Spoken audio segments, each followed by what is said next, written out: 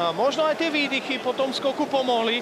A teraz bude vydýchavať z ciely a zároveň sledovať Evu Alinu Hočevarovú, ktorá má v rukách možnú medailu pre seba, ale takisto aj pre Lívrovú.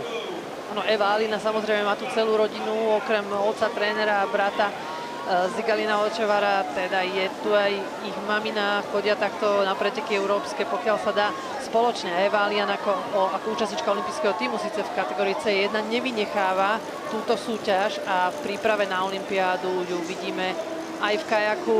Zatiaľ je tam už nejaká strata na tie výborné časy od Lívrovej a Bekovej, ktoré sme mali možnosť vidieť, ale pokiaľ si Eva udrží dobre nasadenie až do cieľa, tak ešte by to mohla s tým niečo, myslím si, že urobiť. Tuto si robí zájazd zo široka, chce získať veľa energie do tej 13-ky a myslím si, že to bolo veľmi dobre zachytené.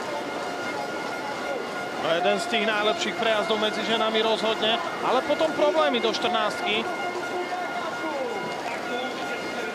Táto kombinácia práve 15-16, tam sa dá získať, tam sa dá stratiť. V prípade Evy to bolo celkom pekne prejdené a vidíme, že nahnala dokonca na ten aktuálny líderský čas 100,16, ktorý nám drží Lois Lever, takže teraz rozhodne táto posledná kombinácia rozhodne o aktuálnom lídrovi v tejto kategórii.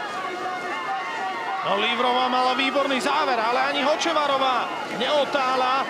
Jej čas opäť na hranici 100 sekúnd.